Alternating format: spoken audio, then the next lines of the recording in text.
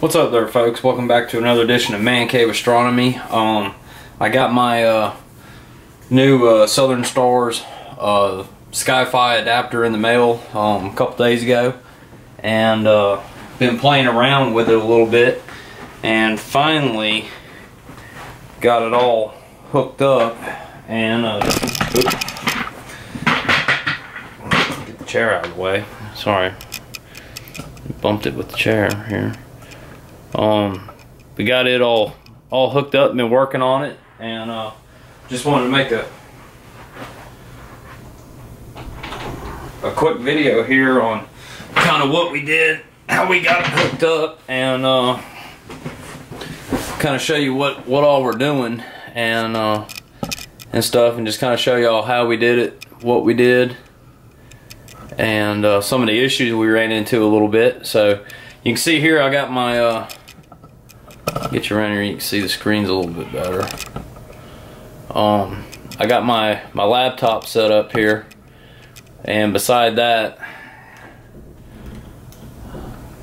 I've got my tablet going, and I downloaded Southern Stars Sky Safari app onto my tablet and my phone, so I've got it running on both. And I just wanted to kind of show you here real quick kind of what we did. I ran into some issues, and it was blatantly my fault pretty much. I ended up emailing Southern Star and asked them some pretty not really necessarily dumb questions, but some questions of you know, just having a really hard time getting things to kind of link up and hook up and work right. And was really quite frustrated after the amount of money that I spent for the Sky adapter, or the SkyFi, and you know, the app and stuff. You know, total on that was right about 200 bucks. And I tried all these different things, and this is the instructions that they send with it. You know, which are good. You know, it reads about like stereo instructions, or you know, whatever you get with your wireless adapter and stuff, and pretty cut and dry. Not a whole lot of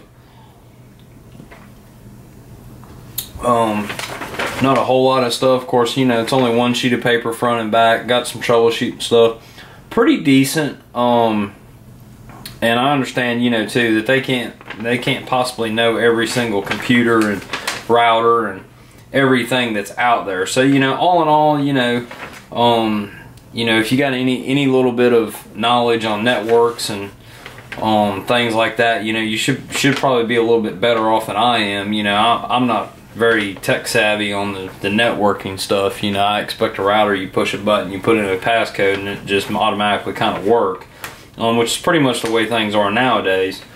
So, you know, I read through this, you know, and read through some stuff on their website. I had a hard time getting it hooked up. I think it was my own demise on some things that I weren't doing.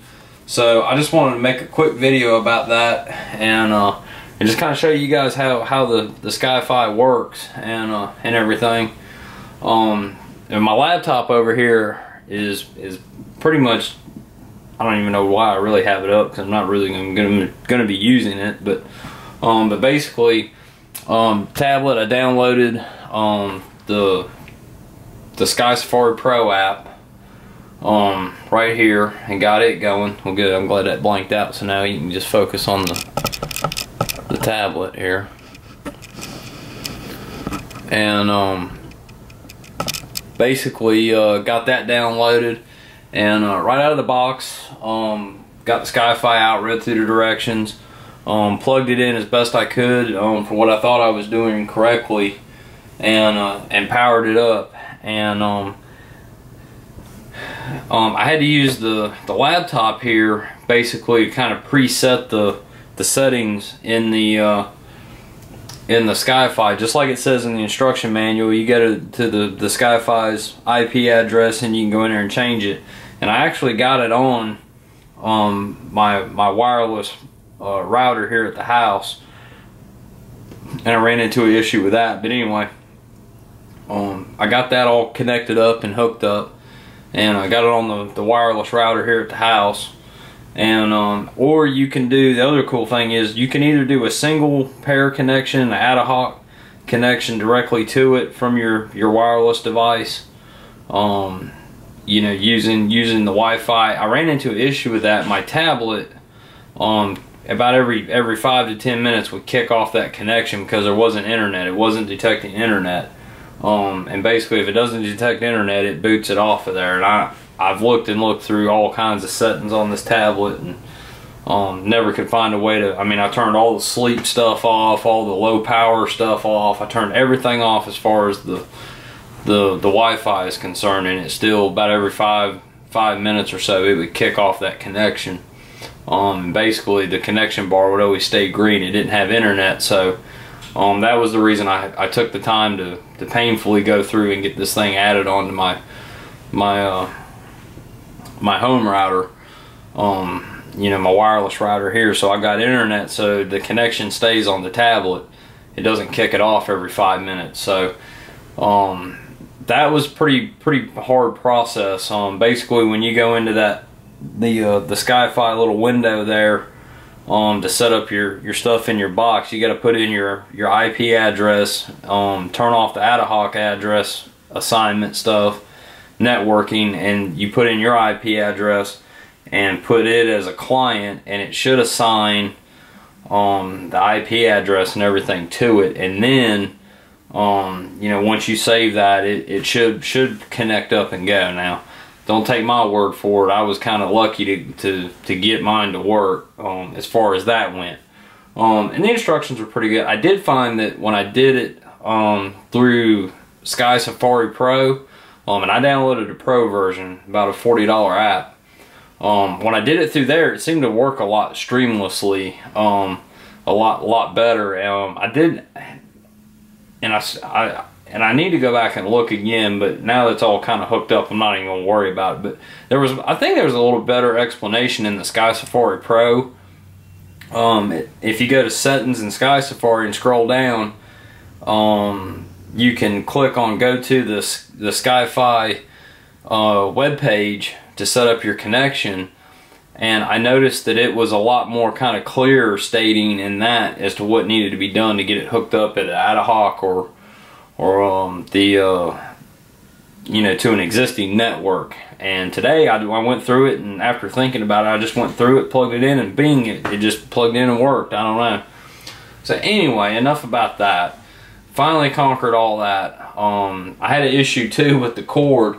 That was kind of what I had emailed those guys about. I'm gonna zoom out here for just a second. Now, most of you guys are probably messed with and played with Stellarium, and you know, you got to buy this little pigtail here, the USB to serial adapter to plug in your laptop, you know, to the serial side. And your Meade should have come with, and I've got it already hooked up over there, so I'm not going to get it, but it should have come with a little serial to RS-232 connector.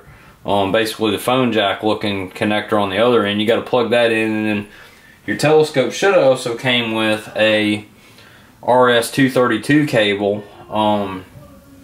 I believe Meade's number it's a Meade 505 cable.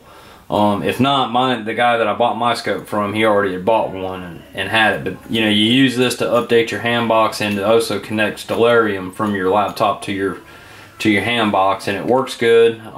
Went through all that. One thing that I ran into, I was like, well, why can't I use this for the USB port on the SkyFi? It has a USB port on the SkyFi, and I tried hooking it up through this, didn't work. And then I played with the cables and messed with the cables and tried all these different configurations. Never could get the thing to work. Even after Sky Safari was showing the Wi-Fi module was there. But today I ended up getting it connected and working, and what I ended up doing, my telescope come with a short cable, wasn't very long, and it's got a 6-pin connector on one side and a 4-pin connector, phone jack connectors, on the other, and it'll plug into the bottom of the hand box. And it will also, it doesn't have a serial port, but I use that serial port adapter, and that plugs in with the SkyFi. They send you a pigtail for, I guess it's, I'm trying to think now what the connection was. But anyway, it's a phone jack connection on one side. I don't want to say phone jack because that's not right, but it's the, I got the paperwork right here.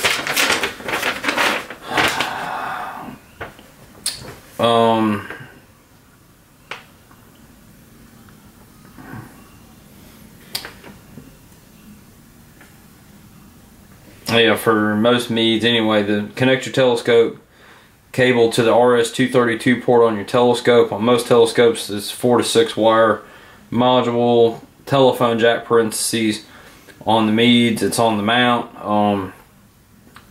Most other ones, you know, ours, for all the LXD75s, is 497 AutoStar controller is on the bottom.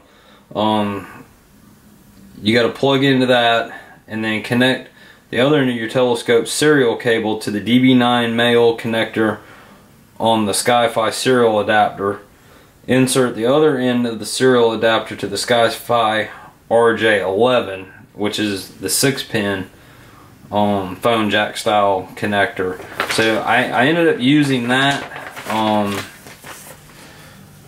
and getting it all plugged up, and it worked. It just bing, turned right on and it worked. And I guess the thing I was messing up was using the serial. I was just using that cable with the 4 to 6 pin. I had to go through that serial cable adapter that they send with it. So anyway, solved that problem and got it actually all working, so I'm happy about that. The only other thing I'll say that, you know, the Sky Safari Pro app on my Asus Transformer 700T, it works great. It's a very easy app to use, but it is fairly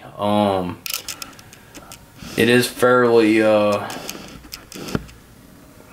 fairly easy to use, but it does, however, I have had this thing lock up and not respond several times, about 4 or 5 times so far. And I powered off my transformer, turned it back on, and once everything kind of hooked up and stuff, and I keep it on the internet, you know, my Wi-Fi is not over there ringing, saying it's searching for connection. I haven't really had a problem with it here lately. But anyway, we're getting ready to go through this and show you guys how I got mine set up. So maybe if you want to get into this, or if you've got one and you had a hard time with it, maybe this will shed a little light on the subject. First thing we want to do, after we take another swallow of our brew, first thing you want to do is turn on your telescope. You'll hear it beep. I don't know what I'm doing with the camera. I'm going all kinds of different ways here. Kind of try to get over here out of the way. Move this guy right there. All right, and you can see I've got my stuff. I had to do a little rigging here on my mount to get all my junk kind of situated. Basically what I did was I took, get in here where you can see it. You can see I've got the SkyFi module Velcroed. I put a piece of Velcro on the top side of the leg up here on this flat part. I put a piece of Velcro there, a piece of Velcro on the back of the SkyFi module, and just stuck it there, and that just kind of loosely kind of holds it. And then I've got some of these little Velcro strip things that you can pick up from Radio Shack or Walmart or wherever, the little wire bundle holders.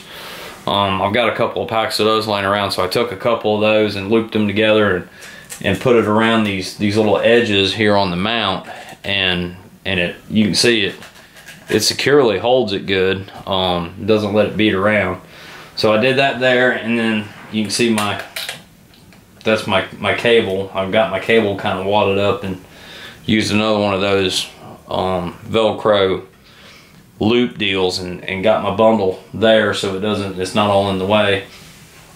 And then my cable goes to the bottom port of my hand box controller. My hand box over here. I did the same thing with it. I put another piece of Velcro down here on the back of the hand box that we already had for up here on the mount.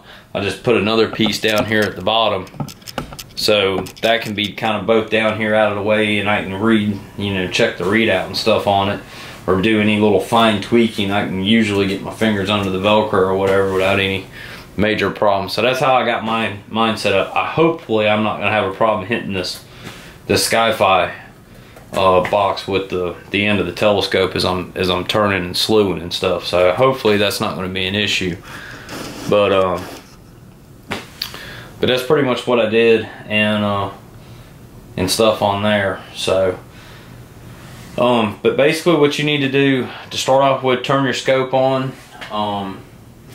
You know, do your get all your alignment stuff done. Time, it's 8:10. Do 8:11. Enter.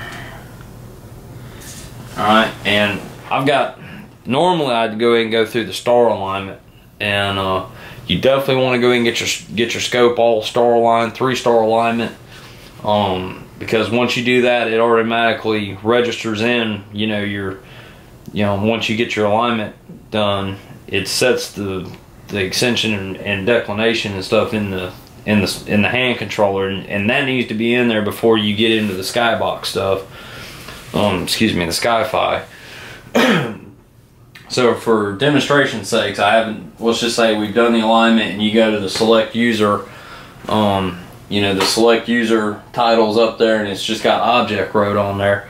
That's really what you want on there.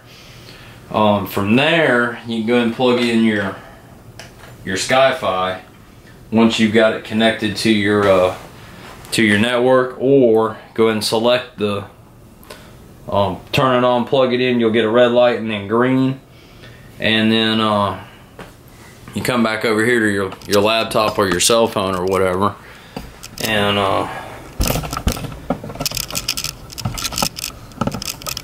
you'll get you can go ahead and select up the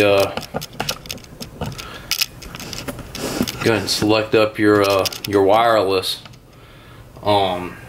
Select it right down here, your little wireless icon. You can click on that. If you got it out of hoc setting, you'll see SkyFi, and you can go in and change the name to it to whatever, Shockwave or whatever you want to do, and or you can just leave it SkyFi, because I'm pretty sure I'm the only one anywhere around here that's got one. As far as in my neighborhood, so I don't have to worry about compatibility issues with somebody else running one next door. You select it, and once it connects, then you can go ahead and open up your app here. Come on, open. You can see it, Sky Safari Pro, which automatically pulls that up, but pretty cool. Like I said, fairly easy to use. I'll turn the volume up here a little bit. Fairly easy to use. It always picks up where I left off, and I was using Polaris just because it's a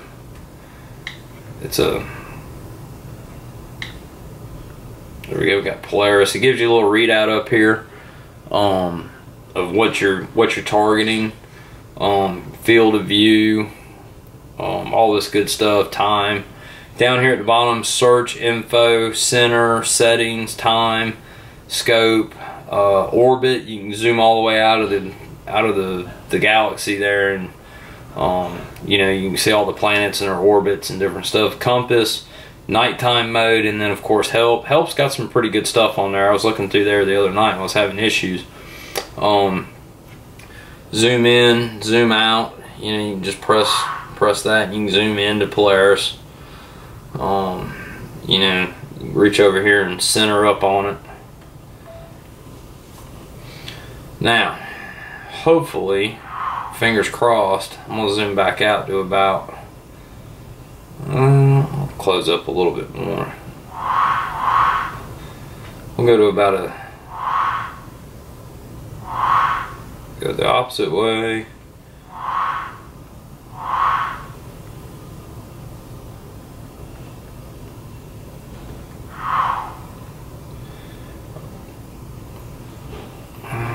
about that's about 83 degree field of view there. That'll work.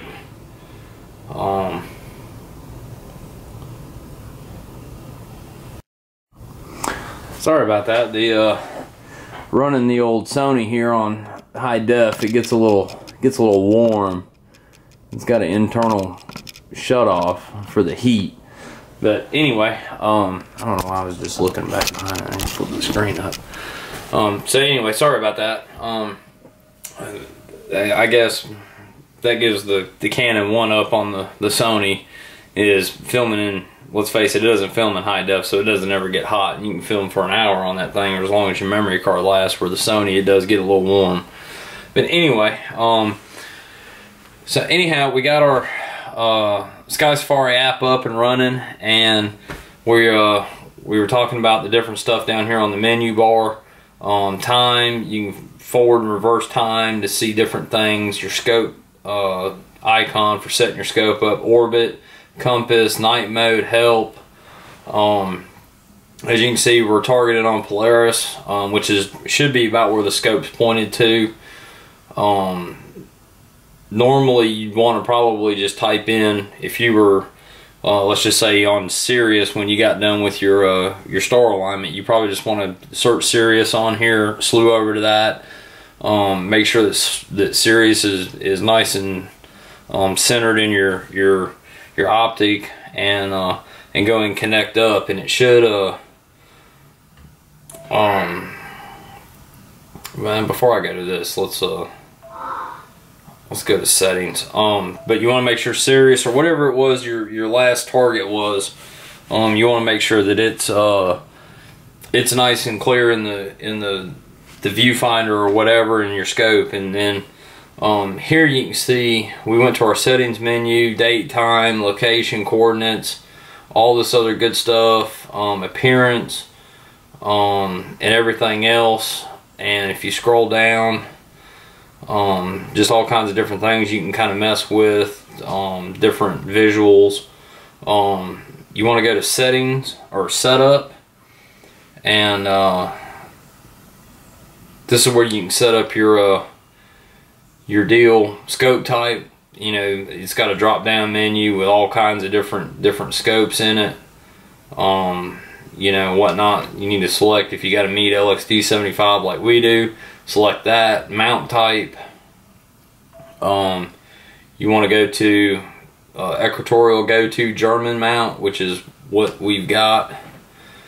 And then you've got communication settings, which is connect via Bluetooth, connect via Wi-Fi, auto detect, SkyFi, not detected. This was something that I ran into earlier, that we seem to always keep constantly running into. Set date and time location, or set time and location, readout 4 per second.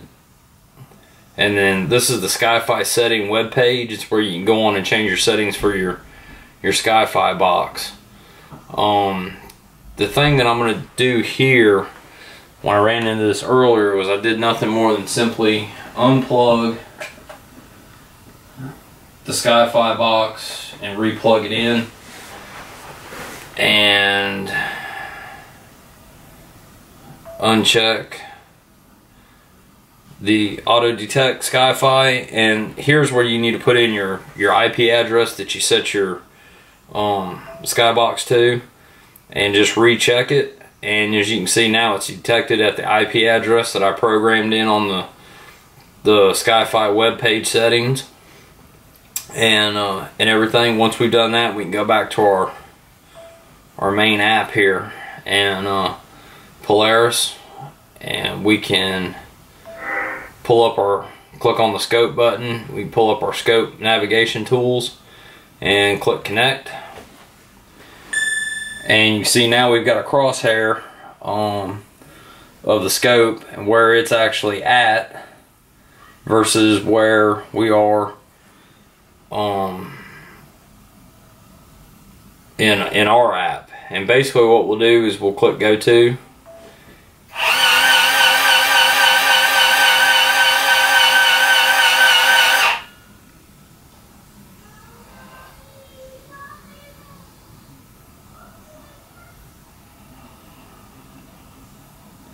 You'll hear the beep here in just a second that it's aligned.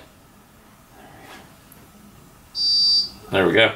And we are now aligned to Polaris. We've done it completely wirelessly and everything. Down here on your deal, you've got disconnect, go to, align, and unlock. I'm not sure what the unlock is. I imagine that, I'm just guessing that would be is to lock the target.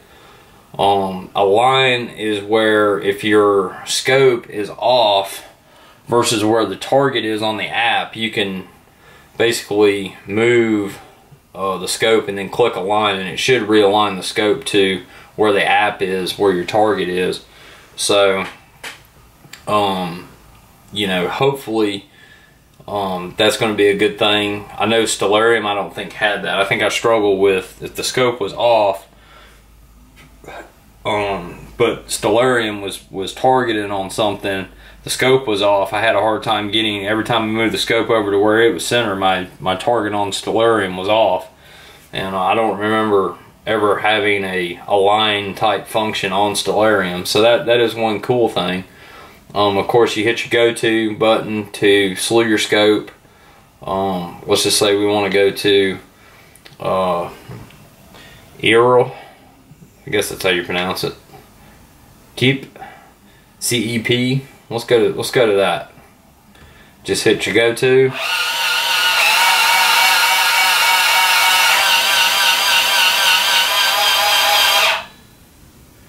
You can see she's going right to it. Now hopefully if you did your 3-star alignment right, you should be pretty much on the money. There's the beep saying it's aligned. If you're off, you can either use the handbox arrows and then hit align. I haven't done it yet, so I don't really know how it works. You know, I'm just sitting here with the mount set up, just making sure the mount's slewing like it should.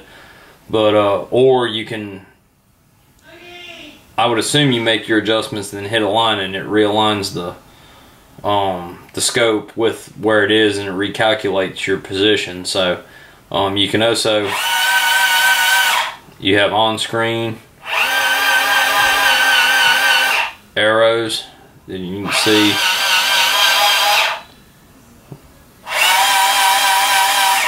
We can move all over creation with right here, so that's pretty cool.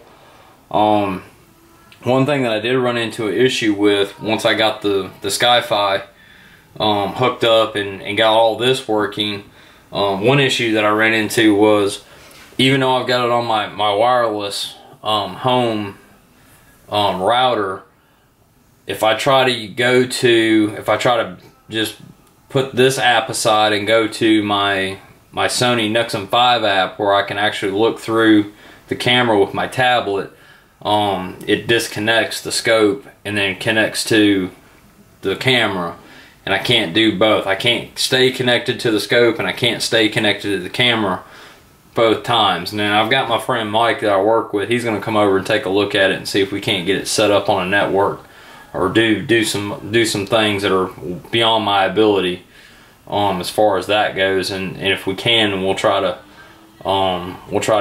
get a video on that and how we did it. But no real big deal with that, because I can still use my phone for the Sony, or vice versa. I've got the app. I've got the app on the phone, and I can use the app for aligning and moving the telescope, and I can use the tablet to save the pictures, or to do my video capturing with. I think either way is kind of tit for tat. Either way, I've got to get the pictures and everything off of these two, whichever one, and over to my laptop. So we're probably just going to do that with a scan stick, memory stick. But the only problem it runs into with that is the phone.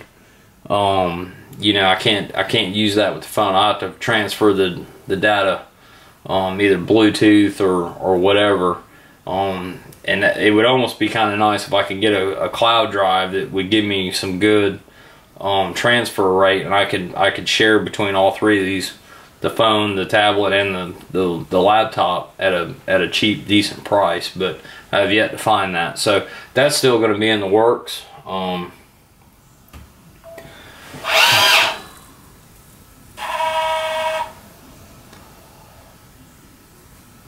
But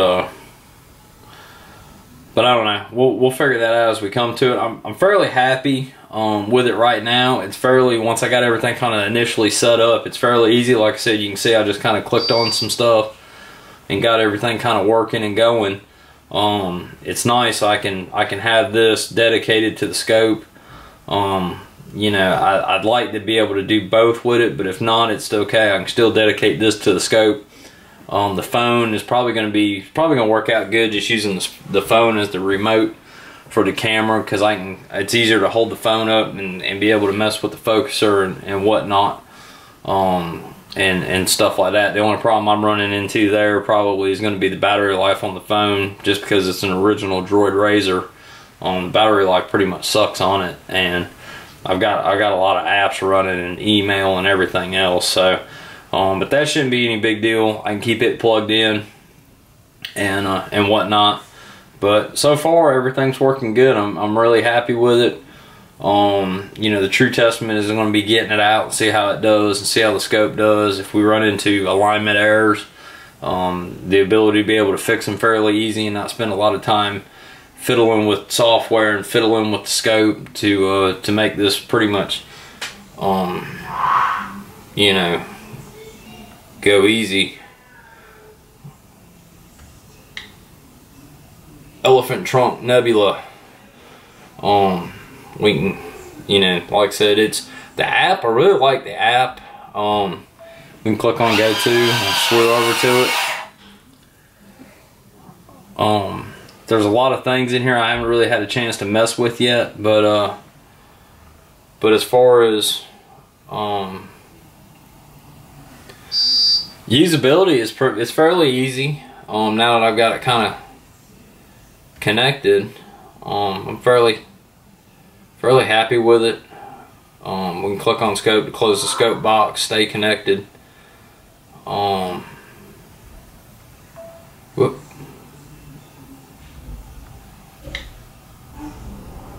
Just trying to zoom in on that a little bit, but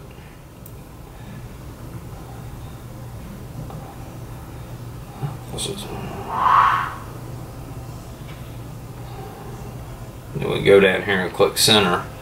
There's a lot of different things you can, little finger movements you do to do different things. I haven't quite figured that out yet, but anyway, fairly happy with everything so far. Like I said, the True Testament is going to be getting this thing out and working with it and really seeing how it does. That's going to really be the biggest thing. You can see it's kind of, sometimes it's kind of hard to get off a central point.